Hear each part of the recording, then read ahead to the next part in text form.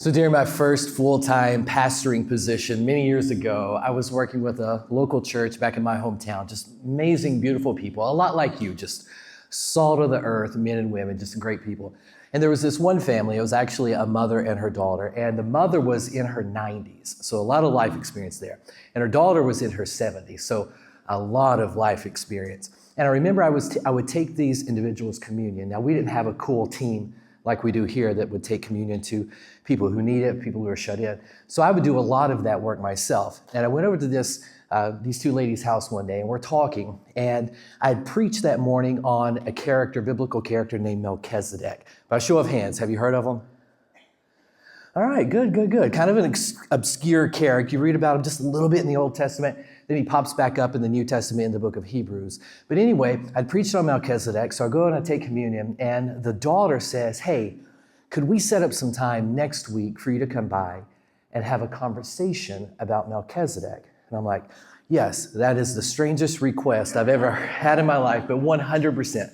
So the following week, I go take communion and get all that settled. And then I'm like, so what do you want to know about Melchizedek? And then she asks basically who he is. So I walk her through the narrative in Genesis, and I walk her through the teachings in the book of Hebrews, kind of coalescing those two testaments there. And at the end of that, the lady speaks up and she says, I just want you to know that I'm so thankful for this moment, because what you have just explained to me has answered so many questions. Now I'm thinking there, sitting on our couch, what? Like, what questions and why? Because this character is so obscure. And I'm thinking, what questions have went through your mind? What are you referencing?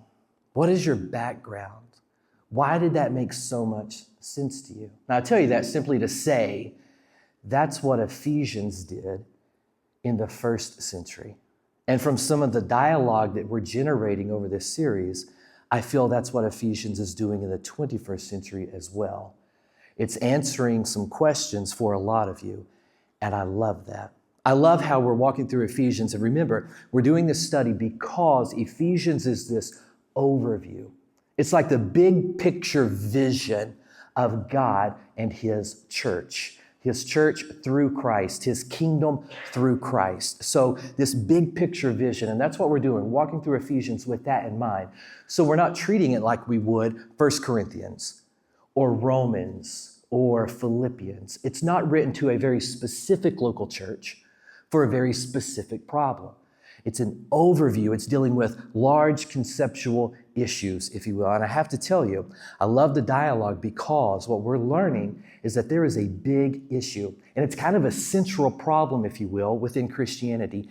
And it keeps people divided. And not only people within the kingdom or within the church, it actually keeps people in church and culture divided as well. What we're going to look at this morning is like a stumbling block issue. So that's why we're reading Ephesians. And if you'll remember from the first couple of weeks, Ephesians is written to God's people, His covenant people, His chosen people.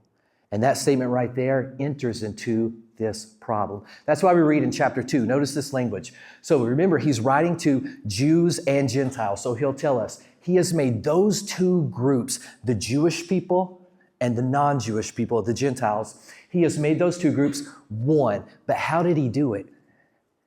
He set aside the law with its regulations and its commands. And then he goes on, he says, his purpose was to create in himself one new humanity out of the two.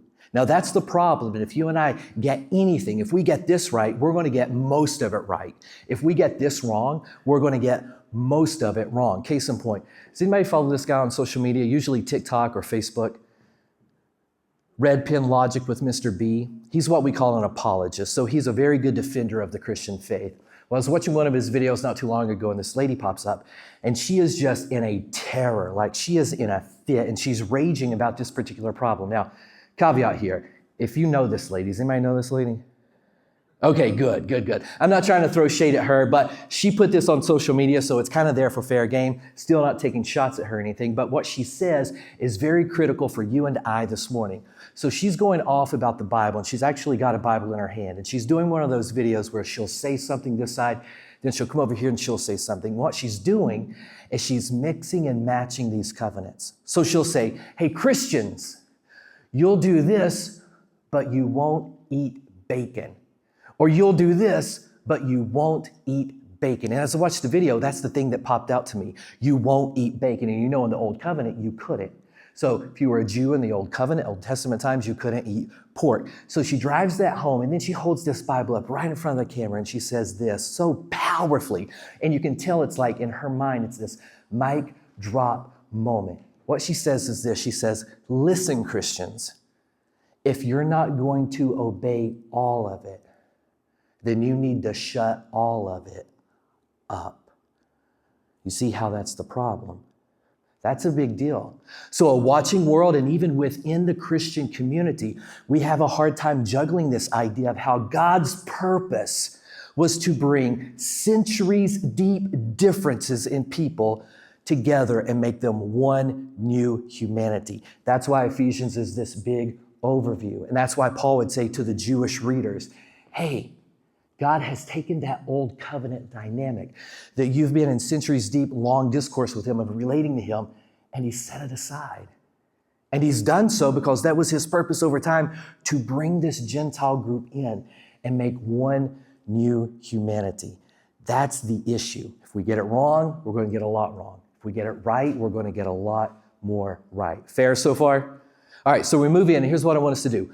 I want to do a little teaching about context. And then I want to do a little teaching about context for us in very specifically in the 21st century and for Madison Hills in particular. Sound good? Context and then a context for us. So if you like context, if you like Bible study, we're going to do that for 5 to 7 minutes. I hope you like it. So if you got a Bible, we're going to be in Ephesians chapter 3 and 4 for this. Ephesians 3 and 4. If not, we'll have it on the screen. But this is so important, I think, and I hope that you can get this too. So in Ephesians chapter 3, Paul drops this note. He's writing, and remember, his audience is both Jewish and Gentile readers. And he drops this note. He says, so I, Paul, for the sake of you Gentiles. Now hold that Gentile thought for just a second. But he's writing, chapter 3, I, Paul, for the sake of you Gentiles. Time out there for a second. So there's a lot, and there's probably some stuff in your study Bible if you have one of those. Somebody asked me not too long ago, what is a study Bible? And it's one of those Bibles that you open and it's got the commentary or it's got notes. It's not just the biblical text, but there's explanation with it. So some of you have a study Bible, it's there. Some of you have read about this. Some of you have seen videos about it, but there's some antagonism with this guy, Paul. And you will come across some Christians or churches that teach, we follow Jesus. We do not follow the Apostle Paul. We follow the teachings of Jesus. So when we come through the New Testament, what we elevate is the teaching of Jesus, not the teaching of Paul. That's a big problem. It's a big problem because over the past few weeks, we've been looking at how Paul is an apostle of Jesus Christ. He has been sent out to elevate the teachings of Jesus. But as we're doing every week, I hope to drop some new point about the Apostle Paul for you. So this morning, here's your point. This comes from Acts chapter 9. This is a really important deal if you're aware of that debate about whether we should listen or follow Paul's teachings or not. This is Acts chapter 9, and it's a recount with a guy named Ananias, who was actually influential in helping Paul become a convert or get to where he needed to be. Sorry about that. So Acts chapter 9, this is simply God himself speaking. And God himself, the creator of the universe, says about the Apostle Paul, he is my chosen instrument. He is my chosen instrument to the Gentiles. Now, this is a big deal because Paul was Jewish, but he's going to be God's chosen instrument to the Gentile people. So this apostle, chosen by God, is speaking to the Gentiles. And in chapter 3, verse 1, he says, I, for the sake of the gospel, I, for the sake of you Gentiles, I'm speaking to you.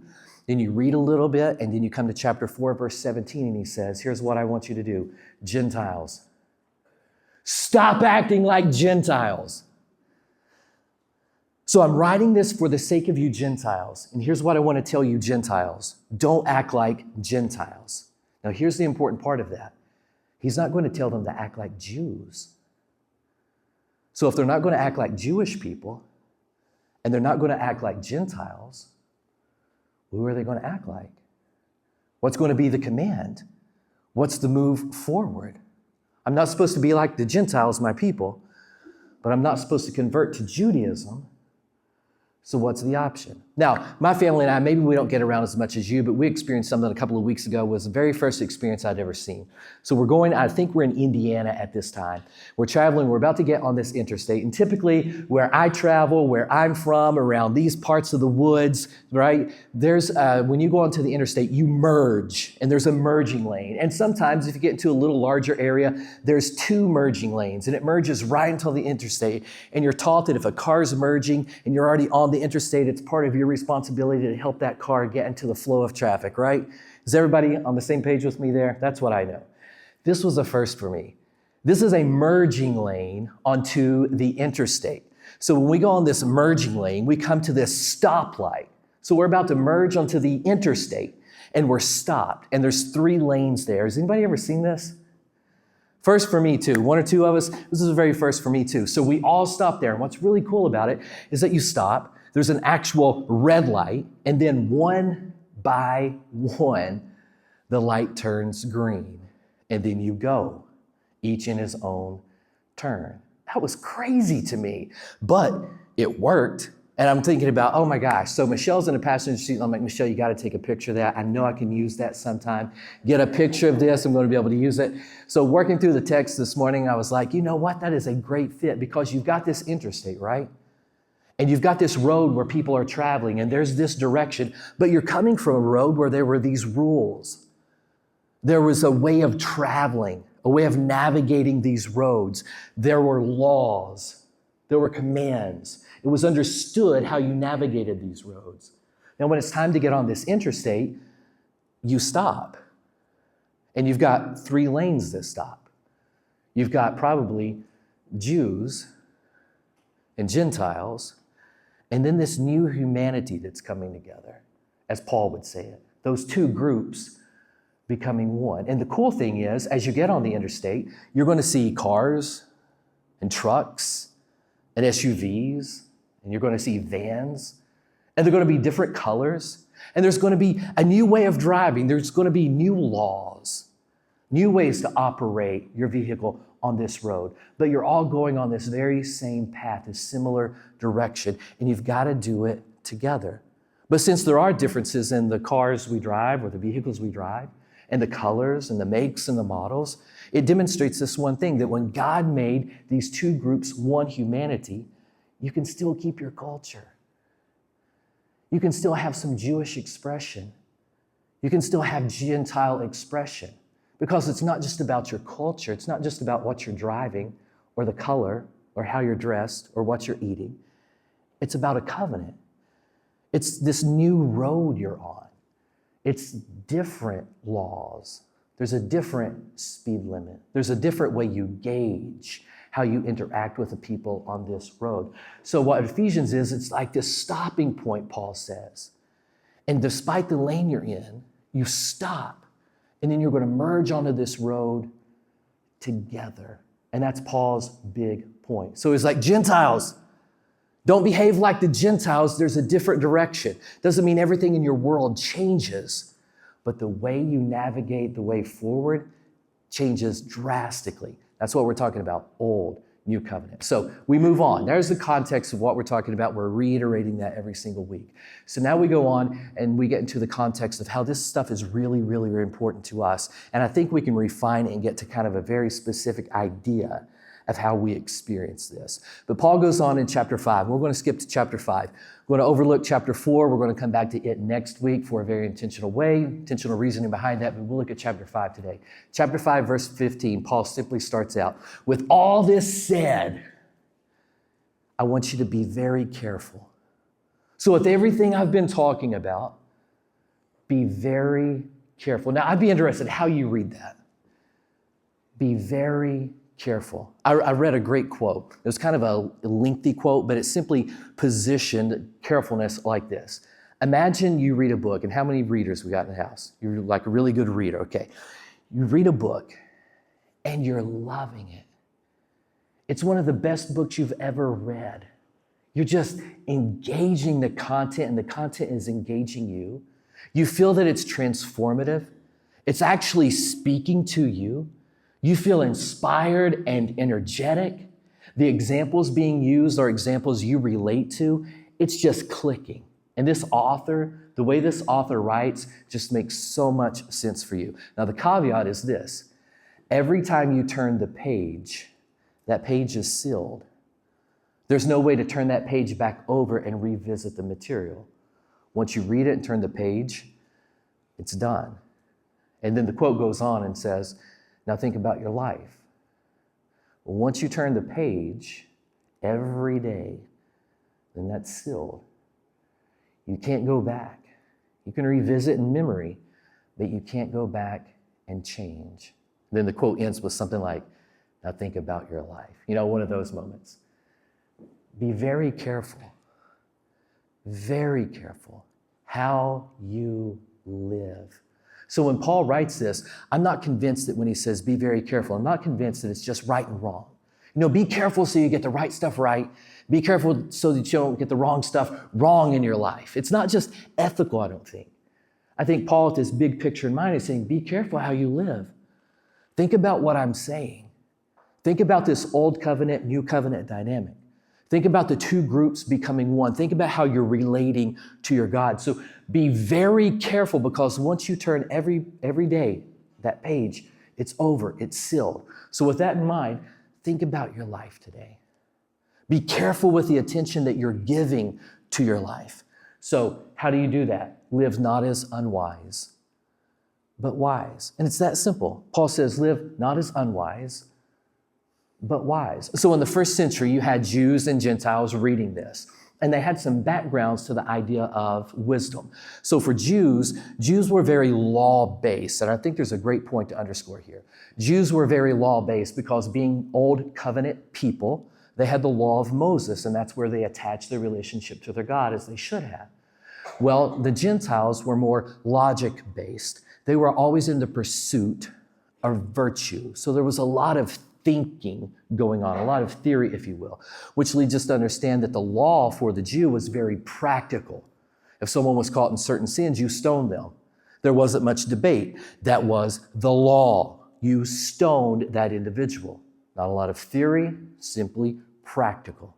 But for the Gentiles, their logic was very theoretical. They had to sort through this. So I think that's kind of the backdrop with Paul saying, be wise.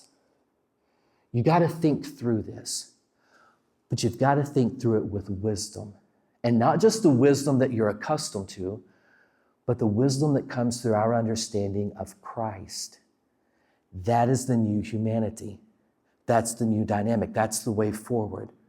What is our wisdom as we understand our relation to God through Christ? Case in point, anybody watch a lot of YouTube videos? You just don't want to say it in church?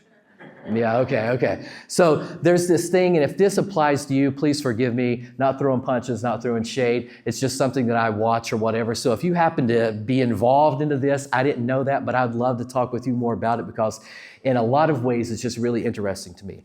But there's a lot of videos about these guys, and they call themselves First Amendment auditors. Have you heard of them?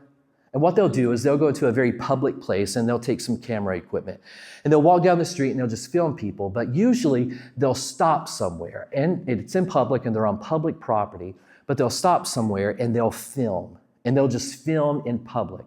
And it's really interesting to see how people interact with that. Now, a lot of times people will just walk on by.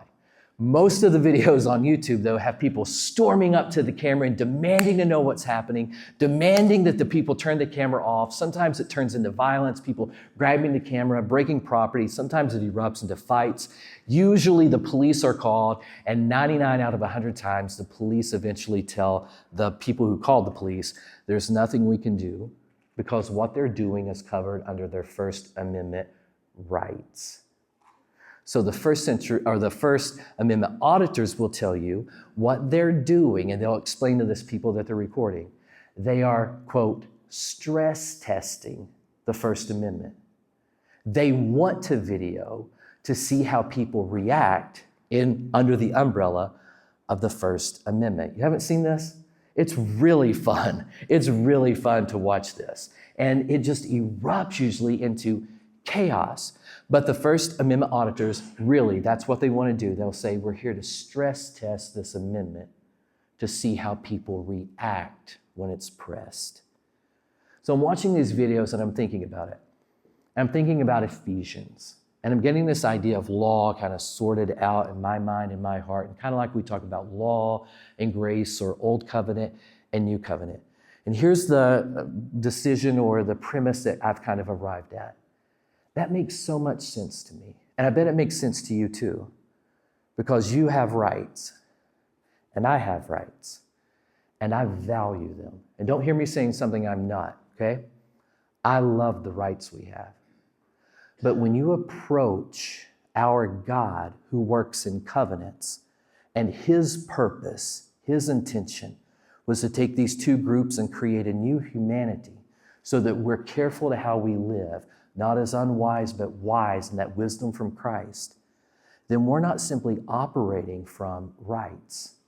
And the more I think about law and rights go hand in hand. If I'm working from law-based, then it is all about my rights. But if I'm operating from grace-based, it's all about my Christ and what he has done. That's what I follow. This is a big deal. And this is what the first century followers of Jesus were sorting out in their community. So if you find yourself in a situation where you're always demanding your rights, that's a spiritual reality check. What's going on in me? And am I living wise or unwise? This is a big deal. And I'm not talking about constitutional rights. I'm talking about rights that we feel entitled to, especially if you're like a Jew or a Gentile. And this is how we've always done it. So the people who storm up to the camera think they have rights, but when it boils down, they don't. So when you and I storm through the day, what are our rights? What are our freedoms? What is my intention? And am I being very careful with that so that I'm not living as unwise, but wise? Wisdom is guiding me. I tell you that because Paul, being a Jew, would have been very familiar with a guy named Solomon. And I want to read a story to you from King Solomon. If you've been around church for a while, you probably know this guy. King Solomon, this comes from 1 Corinthians 3. King Solomon was a guy who became a king in Israel. And he found himself in a situation that was new to him. It was new territory. And he was unsure how to move forward. Now, chances are, if you know King Solomon, you know him from the story where he displayed just great wisdom. There were actually two ladies who came to him and they had a baby. Do you know that story? They had a baby and both claimed that the baby was theirs. And Solomon's thinking about how to actually make this. Well, this image may actually help. This may help. You remember? Yeah. Okay, if you know the story, that helps. If not, well, the caption is, 2 kids at church were saying this doll was theirs. So the guy's like, okay, I'll settle this. That's exactly what Solomon does. Solomon says, okay, bring me the child. And in his mind, he has this great plan. He was like, I'll cut the child in half, and we'll give half to each mother. So he's like, bring me a sword. And as he's about to cut this child in half, the real mother screams, no, no, no. Give the baby to her. Because that's what a real mother would do. Instead of having the child cut in half and not be hers, she just gives the child away because she loved the child. That's how you typically know Solomon. But before we get there, Solomon actually has a prayer. He finds himself in this new territory, and this is his prayer, and it's a prayer about wisdom. And I'm wondering if that prayer is applicable for you and for me. You think about your life. Today is going to be a day that we turn the page. This day is going to unfold in seconds and minutes and hours. And we're going to turn the page and we can't get it back. So when we leave this property, the question or the prompt is, how carefully am I living? Am I living as unwise or wise? What's guiding me? What's directing me? How am I navigating my way forward? So here's Solomon's prayer. He says, my God, you have made your servant king in place of my father David. But I am only a little child. I bet a lot of us could step in the story right there. He's a grown man. But in this position, He feels so inadequate. I'm only a little child. So I don't know how to carry out my duties. So I'm here among the people you have chosen, a great people, too numerous to count, too numerous in number. So please give your servant a discerning and wise heart to govern your people, to distinguish between right and wrong. For who is able to govern this great people of yours? I need you to help me do this, God. And that's his prayer. It's not about the right thing necessarily. It's not about how the kings always operate. It's not about how we've always done it. It's not about what I'm entitled to. It's not about his rights as the authority figure. He simply says, God, help me make sure I'm doing this in the right way. You have to guide me. Isn't that a powerful prayer for every single one of us? I'm sure as a pastor, being human and being a pastor long enough, I know that a lot of us aren't going back to just a great life. Some of us aren't going to pull off this property and go back into things that are just wonderful.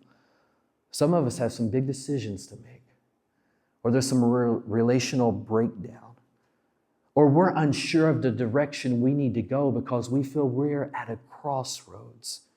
What a prayer. I feel like I don't know what's going on. So will you give me a wise and discerning heart to know how? What an amazing, humbling prayer that can help you move forward. God, help me. Give me wisdom for this direction. That's phenomenal. So Paul says, be careful how you live. Not as unwise, but as wise. And then he drops this note. And after we make a note here, we'll be done. He says, making the most of every opportunity. Now, some of your Bibles will say, this is NIV, some of your Bibles will say, redeeming the time. And when you turn that page, you can't always turn it back, right? It's over and the day's over. And some of us, we look back over our lives, we look over some of our relationships, some of our decisions, and man, we wish we could just unbuckle that page and turn it back and revisit it and redo it, but we can't. So Paul says, when you're wise and you make the most of every opportunity, you can actually redeem that time. You can make up for it. You can make the most of every opportunity that you have because something significant can take place. What a great hope for every single one of us. Regardless of what's happening in your region of life, if you make the most of every opportunity through wisdom, that can be redeemed. Those decisions, those poor choices, those relational rifts, everything can be made right. That's amazing. Now, here's the caveat, and I want to do something, a little exercise, then we'll get out of here, but I want to do this because it'll tie into next week. I think we've done this a long time ago, but it's a good check-in because sometimes it can shift and change. But usually, we experience time in one of two ways, and it can be seasonal, usually not circumstantial, but seasonal. You can ebb and flow out of one or the other, but usually people have a dominant time orientation. It's either fixed or fluid. And the really interesting thing about this is that some of us are always feeling rushed. And then some of us are always just feeling relaxed. This is why, in this crazy dynamic, this is why you can have some people where the starting time is at 8 o'clock. Now, if starting time is at 8 o'clock, some of you are going to be there at 7:50. Who are you? Yeah, you got it. To be on time is late, right? Some of you are going to be there at 7:50 because you experience time in a very fixed way. The minute is extremely important to you. And then some of you got to check in at 8 o'clock, but you're going to be there at what, 8:07, 8:09, something like that? Because the moment is very important to you. And sometimes you get caught up in a moment, even though it's time to clock in. Well, I want to argue that neither one of these is necessarily right or wrong. They're just different. And all of us experience time in a very different way. Some of us very fixed, some of us very fluid. So Paul says you've got to make the most of these opportunities. And when he says that to a group of people who would experience time differently. And that affects their understanding or their perception of wisdom. It affects their understanding of covenant. So why this is a good exercise is it's always a cool thing to say, okay, where were your parents on this spectrum? Were they more fixed Were they more fluid? And how did that impact you? What about your spouse? More fixed? More fluid? And is that the same for you two? Or does it cause a lot of tension, disruption? Or what about you and your closest friends? What about you and your colleagues? How you experience time and what you do with it is critically important. Because whether it's fixed or fluid, you and I are called to make the most of every one of these opportunities that we have. Again, the people clocking in. You can have people clocking in at 7:50 and they're always on time or a little early. But then the gal who clocks in at 8:07, a lot of times, she's even the best worker. Because it's not about being fixed, it's about being fluid.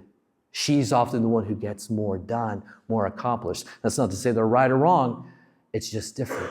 So Jews and Gentiles coming together, but experiencing God working and operating in time differently is critical. So Paul says, be careful how you're living.